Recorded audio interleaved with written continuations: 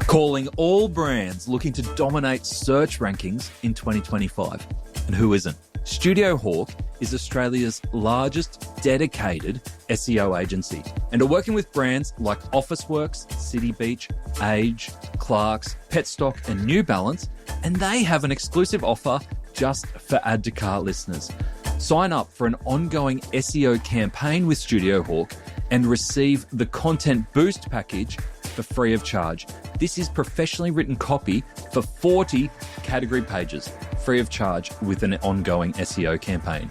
If you want to rank and convert better in 2025, head on over to studiohawk.com.au, that's studiohawk.com.au, and mention Add to Cart when inquiring to claim this offer.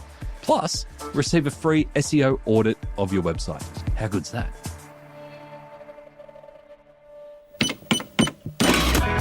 Welcome to The Checkout.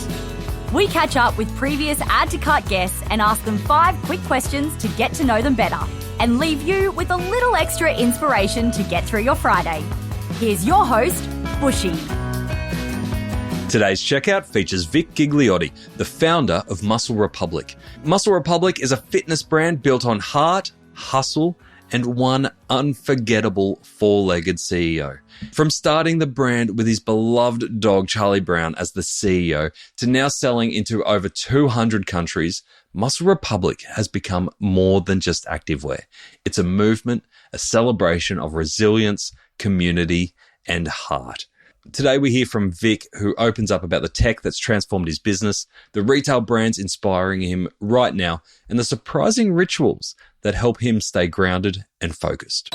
Vic, welcome to The Checkout. Great to have you back, and thank you for joining us. We had an awesome chat on our main episode where you shared everything from the special role that your dog Charlie has had in your business and personal journey so far, all the way through to finding your first supplier in a cab in Bali to where you are now, selling into 200 countries around the world. What an incredible journey. But we are here to learn a bit more about you. So I've got 5 quick questions. Number 1, what's the weirdest thing that you've ever bought online? Here we go. I bought this fucking weird dog bed that never arrived, actually. It was meant to be one of those calming anxiety dog beds. Oh, yeah. I fully got stitched up from a Facebook ad. I fell for it. And it just never came? Nah, I spent $200. It never came. I've got a mate who owns one of those companies. I hope it wasn't his. Nah, there was an awesome company called Snups from Adelaide that actually sent Charlie one up because he was an influencer. I think he sold about 10,000 of them. Charlie, his legacy just lives on in so many different ways, doesn't it? It does.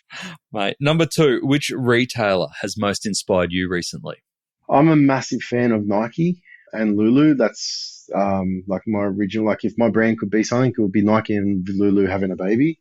But there's a brand called Viore coming out of the States, an activewear brand that's doing over $1 billion, I think, or something. A real sleeper brand, really exciting. But you look at the likes of, Gymshark and what they've done from the garage, that's super inspirational. And it sets the benchmark for what people like myself that didn't have any experience in retail apparel can do, just through the passion of community and brand. Yeah, I love it. What do you make of Nike's recent troubles? We'll call it troubles, but the hype around their direction, obviously that backflip on wholesale. Do you feel their brand is as powerful as it was before? I think the big 4 brands are always going to be as strong as ever.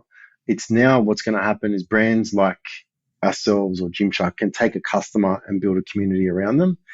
It's going to be too difficult to try and catch a $35 billion ginormous brand such as Nike. But the one key thing that resonates with myself and brands like us is they're founder-led, just like Phil Knight led.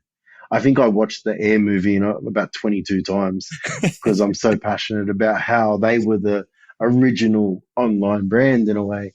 People are always going to tear down the big guns and say that wholesale, they did the wrong thing and the market value didn't do this. And they got all these execs in there that are trying to make these decisions, but they never actually own their own business.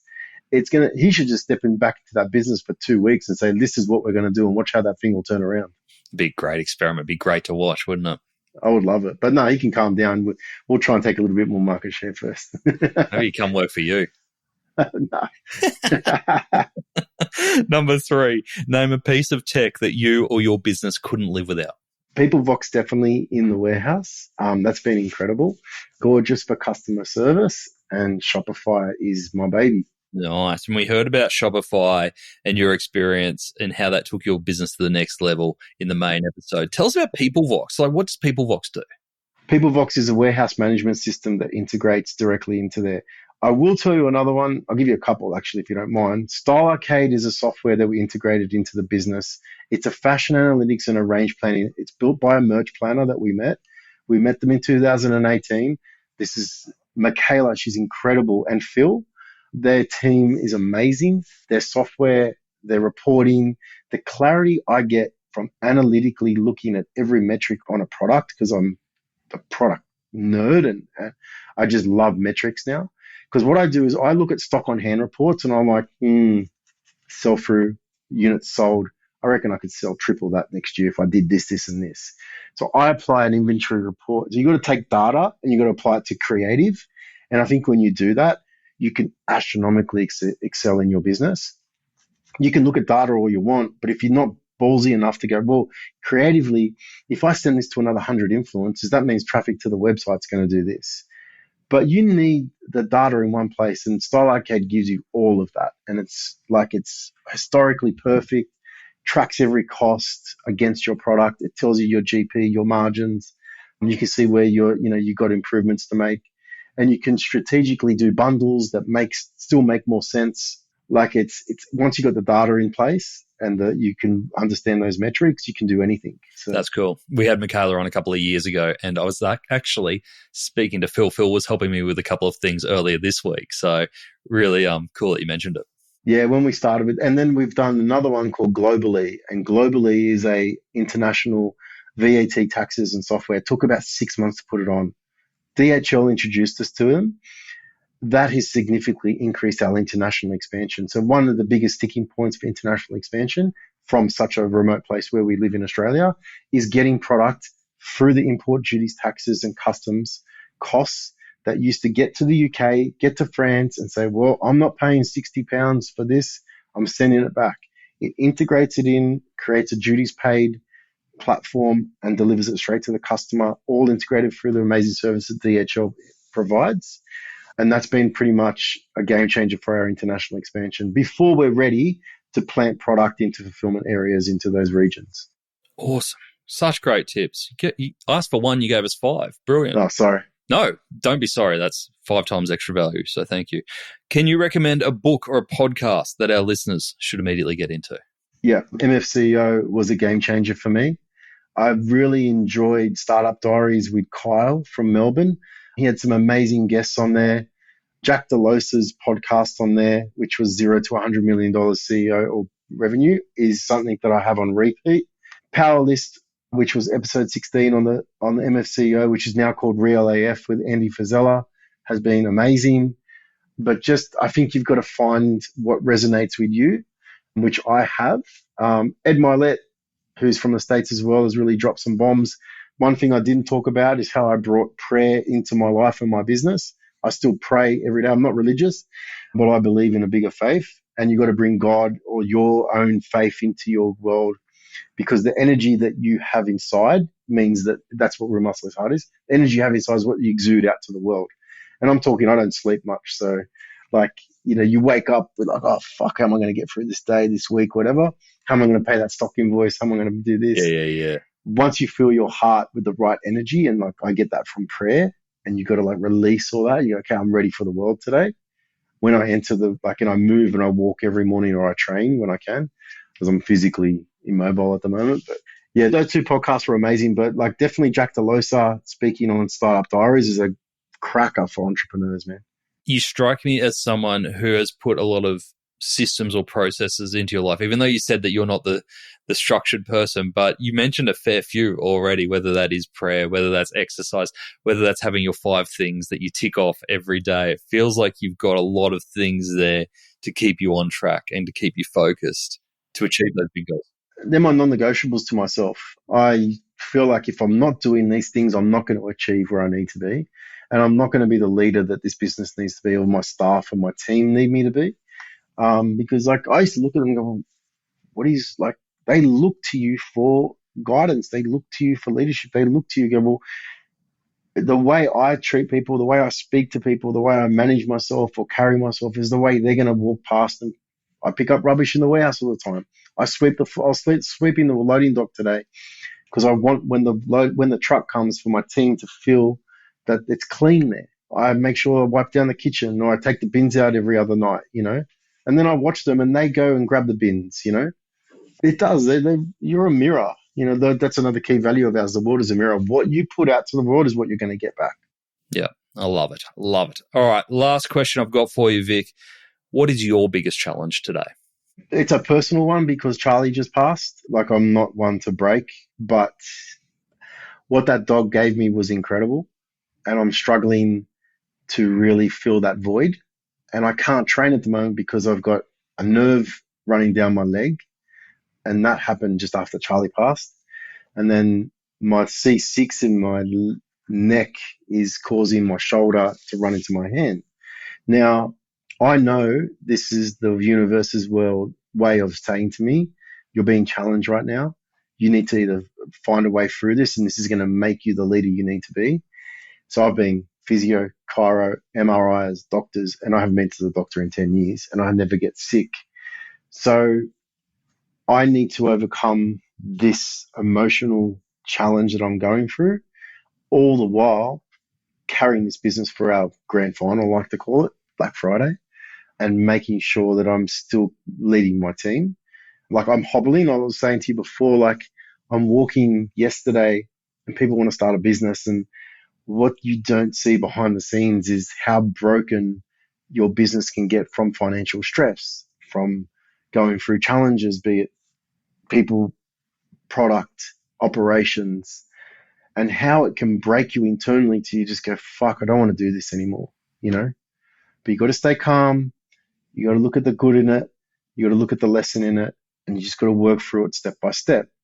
And if you do that, when you come out the other side, you come through like a soldier, like an absolute machine, and you can take anything on. And I've been through these storms before. This is probably my biggest challenge because this is my first Black Friday without Charles.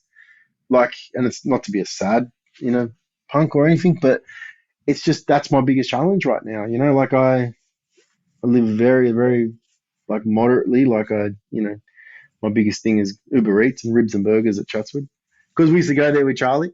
But it's how am I going to take this business to the leader in the space? And I'm still figuring out my strategy a little bit. Where this physical impingement is doing my head in means that I can't, I work at 1 or 2 in the morning, I'll plan 6 months. It just drops, But I can't sitting here is killing me because my arm's on fire. It runs into my hair. And sitting hurts because my leg's on fire in terms of nerve pain. So these last 8 weeks have been so challenging. The week after he passed, I got so sick I ended up in hospital because I just couldn't stop vomiting and my head felt like it was going to explode. And that's, I think, when you hang on to things for so long, I knew he was sick and everything else, or you hang on to emotional stress in the business or anything else, if you don't deal with it and work through it, so I'm working through it by I walk as much as I can every day. I try and make sure I'm eating enough or drinking 4 liters of water, which is part of the 75 challenge, which I never saw through, which I need to do. If I'm doing those things and ticking them off and I tick that list off and I'm just trudging that one step closer every day to where I need to be, when I get through this, I'm going to become unstoppable. And so will this brand. So be your own Rocky, mate. Yeah, that's it. Well, we really appreciate you sharing your story, the story of Charlie and the amazing impact that he's had. You strike me as someone who is incredibly resilient, incredibly self-aware and humble at the same time. And I've got no doubt that what we've got now is only a fraction of what Muscle Republic will become and your story. So thank you so much for sharing that today, Vic. We hope so. No, thank you very much. We really appreciate you having me on. To hear more from Vic, jump back into the incredible episode 483, where Vic shares the amazing journey of Muscle Republic and his personal story, which just needs to be heard to be believed. He tells us all about the grassroots beginning to becoming a global fitness brand, selling into 200 countries. You'll hear how his dog Charlie's legacy lives on in the brand, and he shares some of the grit that it takes to overcome challenges in both life and business. It's an incredibly inspiring story. Don't miss it. Thanks for listening, and until next time, keep adding to cart.